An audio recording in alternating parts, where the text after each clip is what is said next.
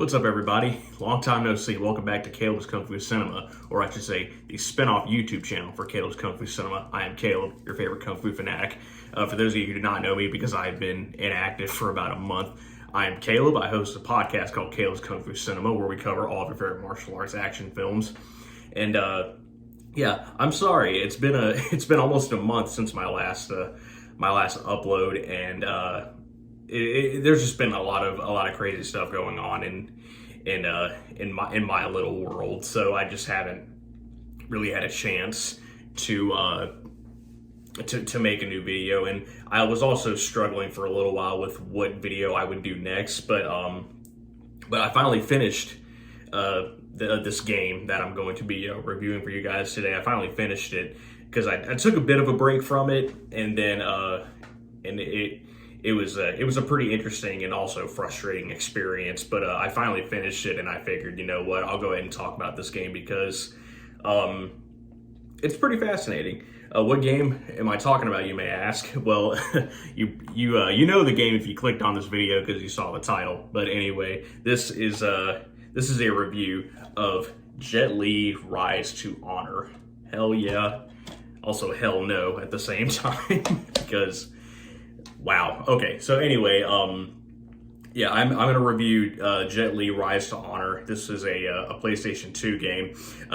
I've never done a video game review, at least not on this channel. I have done video game reviews before on the podcast. I did several different bonus episodes called Cinema Quick Kicks, and I talked about Cinema Quick Kicks was like a very a smaller platform where I could talk about other things that were not martial arts movies, stuff like TV shows, because, you know, it's easier to cover just a whole show and something really quick. So I would use Cinema Quick Kicks to do TV shows, books, video games. So I did a couple of video game reviews through the podcast, but this is my first video review of a video game. So we're going to talk about Rise to Honor.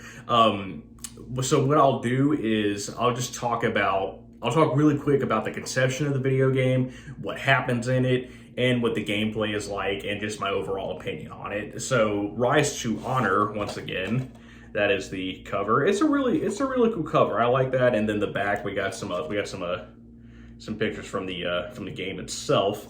I don't know if you guys can see that or not. So yeah, Rise to Honor. It's a video game that apparently was created because Jet Li himself simply just wanted to make a video game. According to Sony, he called them up one day and said he wanted to do a game. And so they brought him in and they created Rise to Honor. Jet Li does the motion capture for his own character. The character is based on his likeness. He also does the voice of the character. And he also had his longtime collaborator and the legendary fight choreographer Corey Ewan come in, and he choreographed all the fight scenes. Or I guess I shouldn't say scenes because this is a game, but he did do the fight choreography for the game. We'll put it that way. And through this game, there are a lot of really cool references to Jet Li's films that he had made up to that point, and some interesting gameplay ideas, like as far as mechanics go and stuff like that. I will warn you guys, I am a very casual gamer. I don't know a lot of the video game lingo, like throughout the business or whatever you want to call it. I'm a very casual gamer. I play games a lot, but I don't stream. I don't really consider myself a professional. I'm not very tech savvy either, which is why I just do these one-shot, one-take videos for the YouTube channel. So yeah, please forgive my lack of video game knowledge here. But anyway, so what happens in Rise to Honor is that Jet Li plays a character named Kit, which the name Kit is a reference to Jet's character's name in the film High Risk. Just throwing that out there. But anyway, yeah, in the game, Kit is he's an undercover police officer, and he has been undercover for quite some time within the triads. At the beginning of the game, his boss is his triad boss is killed, and his boss's dying wish is that Kit personally delivers a letter to his daughter Michelle, who lives in San Francisco. So yeah, we start off in Hong Kong, and then we fly out to San Francisco. Kit is looking for his childhood friend Michelle, who is his boss's daughter. Along the way, he meets another old friend of his named Chi, and together, Kit and Chi, they find Michelle, and then just a lot of other crazy stuff happens. Also, within the Triad gang that Kit was undercover in, the boss, his dead boss's second in command was this guy named Quan, and he is really crazy, and he takes over whenever the boss dies, and he's doing all kinds of really crazy shit. And and then the final climax is Kit versus Quan, like at the very top of this really tall skyscraper, typical action movie type stuff. And it ends actually, like in a bit of a twist. It ends with a dirty cop. I don't want to spoil everything, but it does end with a little dirty cop scenario, which I didn't see coming, so I'll give him props for that. Yeah, basically that's the gist of the story. So this is going to be where I talk about the gameplay, and this is where a little bit of the anger comes in. I'm not going to get really angry and really animated, but I will say that this was a very frustrating game, and I'm going to explain why right now. So the gameplay mechanics, I'll say, are I feel like there wasn't a whole lot of effort put into it. They obviously did a lot of work with the fight choreography. There's a really great special feature in this game where it shows like a behind the scenes video of Jet talking about the game, and and Corey Ewan is also there, and they just talk about how the fight choreography was done and everything. They showed Jet in the motion capture suit along with his stunt team and all that other really, really cool stuff. But it's a cool behind the scenes feature, and they just show how everything was done. They obviously put a lot of effort into the fight choreography, but I think as far as controls go, they didn't do a great job. There isn't really a lock-on mechanic. You just kind of fight everyone around you. There lies a problem in that as well, because there's no button input as far as like fighting goes. Like there's no like button series of buttons you need to press to do a combo or something like that. Whenever you're fighting, all you're doing is just flicking the right stick towards your opponent, so you can kind of fight in a circular motion. But I think it makes it a little more difficult that there's no lock-on mechanic or anything like that. There is a block button, but when he blocks, he just stands perfectly still.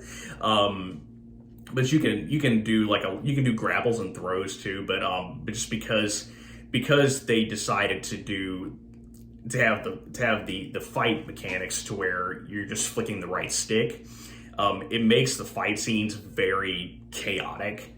Which it is a fight when you're fighting many people, so of course it's going to be chaotic. But I think they could have made it a little slicker, and they didn't go with that for whatever reason. Honestly, I'm not really sure. But excuse me, sorry guys. I guess I'm rusty. I haven't done this in a month. But yeah, my frustrations came in not too far into the game. I'd say probably whenever the shooting, the gunplay came in, that's when I started getting really frustrated, because like with the fighting, with shooting, you got to flick the right stick towards someone to shoot at them, and like with many of these games, it takes a lot of gunshots to put somebody down. It's really insane. And of course they have bullet time, much like the Max Payne video games have, where it's slow-mo, you're flying through the air and just shooting. There's it's kind of fun, but it's also one of the most frustrating parts of the game, where there's a fight/shootout in a hospital. And yeah, that was very difficult. I replayed that or I had to replay it several times because I kept dying and stuff like that. But and they don't really the game doesn't do a great job. It does tell you how to do things, but it doesn't do. I don't think it does a great job personally of explaining how to do it. It just says do this to do that, and that's it. They move on.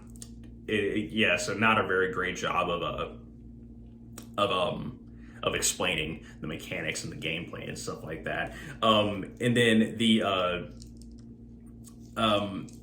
another thing that I really did not like about this game was the stealth missions. There's a couple of stealth missions where you're hiding from police or security guards or something like that. And they all have flashlights, so you have to sneak around them and not show up in their flashlight.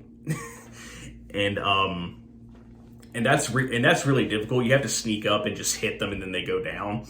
You have to do it from behind or in the dark.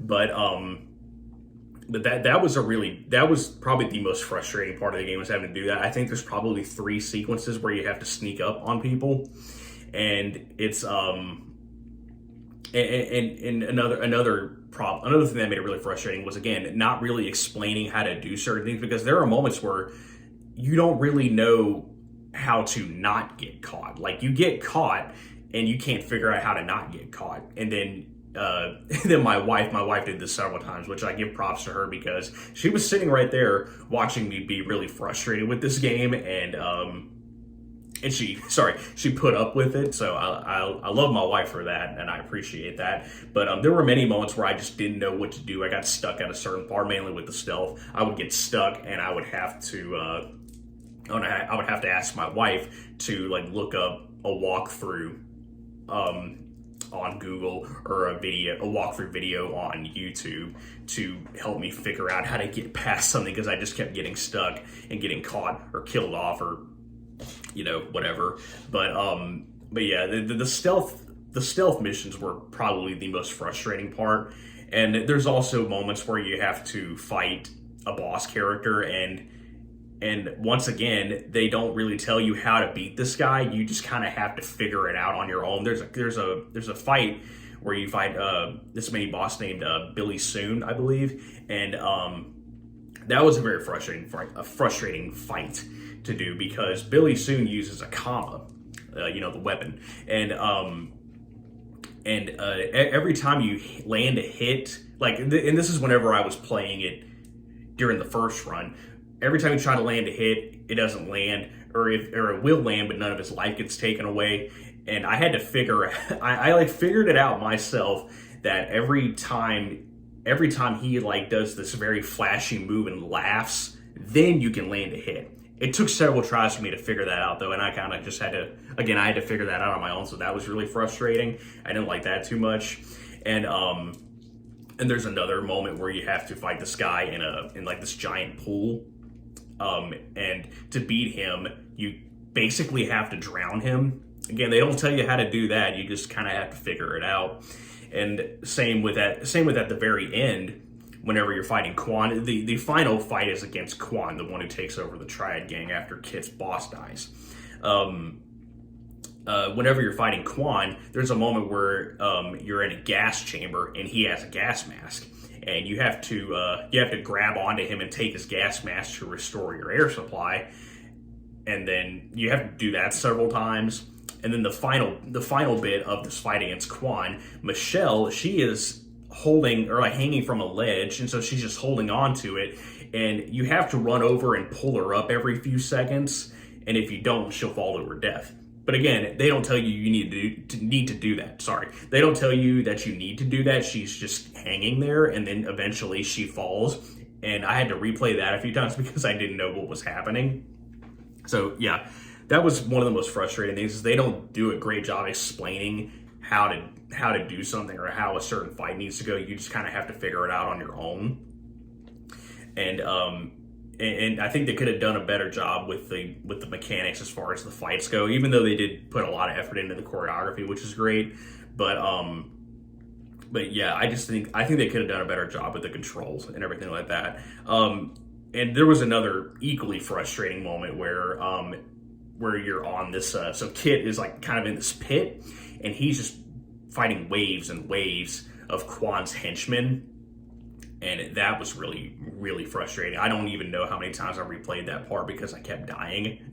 I 15, maybe. I'm kind of ballparking it though. I think I probably had to replay that part 15 times because, yeah, they just, you don't really know when it's going to end. They don't tell you what to do. You're just fighting for your life, basically. And in order to kind of have an advantage, you have to pick up these 2 stun sticks that the henchmen drop, but the henchmen don't show up until like halfway through the sequence. And yeah, that's the rest is history. But yeah, I mean, aside from this game being pretty frustrating, and that's why, so I did the thumbnail with me face bombing basically because this is an incredibly frustrating game. It's still interesting because, you know, I mean, how many games are you going to find where Jet Li played himself? None. This is the only one, you know. But it is interesting just to have the game and just to see what went on behind the scenes and excuse me, and stuff like that. And it's definitely, I would definitely say it's a must-have if you're a fan of Jet Li or just a fan of Hong Kong action in general, because like I said, there are many references to Jet's films. There's references to some of John Woo's stuff, like Hard Boiled. That's mainly in the hospital shootout sequence, sorry. And then there are just other references to some of Jet Li's films like Romeo Must Die, Lethal Weapon 4, The Hitman, or just Hitman, sorry, or I believe there's a reference from Bodyguard from Beijing. It's been a minute since I finished this game, but there's just a ton of references, sorry, to Jet's films and just to other Hong Kong films. And another really fun thing is that once you beat the game, you unlock a couple of skins where you can play it. You can still play as Jet Li, but you'll play as Jet Li. You'll play Jet Li as Chen Zhen from Fist of Legend, or as Wang Fei Hung from the Once Upon a Time in China series. So yeah, those are really cool Easter eggs as well. But yeah, I definitely do recommend Rise to Honor. If you are a Jet Li fan, it's definitely worth having. I got this at a retro game store, so I can't really tell you guys how to find it. Maybe Amazon. But I wouldn't be surprised, if the price was pretty inflated. But I don't know. But I got this pretty cheap at a retro gaming store in my hometown. But yeah, if you're a Jet Li fan, definitely pick it up and check it out. But you know, I'm warning you, it's a very frustrating game. so yeah. Just make sure you're going in with that and that it doesn't do a great job of explaining things. You're gonna have to figure a lot of stuff out on your own, but it's a cool story. It doesn't look that bad graphic wise. The voice acting is okay. It's excuse me. Jet Li, he does his own voice, but only in the San Francisco scenes, because this game goes back and forth between Hong Kong and San Francisco. In San Francisco, all the characters are speaking English, and so Jet does his own voiceover in San Francisco, and he speaks English. But whenever we go to Hong Kong, we have somebody else voicing Jet because they all speak Cantonese. Cantonese in Hong Kong, sorry about that. And Jet, I believe, doesn't speak Cantonese, he only speaks Mandarin. So yeah, I mean, if you're looking for a game that's just like all Jet Li, if you love Jet Li, definitely pick up Rise to Honor. But again, watch out, it's an infuriating game. So yeah, that's it for today, guys. Thank you for watching, and thanks for sticking with me even though I've been gone for about a month. I've still gotten several new subscribers and a lot of support through Instagram and Facebook and stuff like that, so thank you to everyone. I really appreciate it. I'm going to leave a link in the description, as always, for my Patreon, and another link for all my social media platforms, as well as all the podcast platforms that my show, Kaleb's Kung Fu Cinema, is available on. My most recent episode 43, was on Jackie Chan's The Protector. I had my good friend Kit Kong in the studio with me, and that was a really fun episode.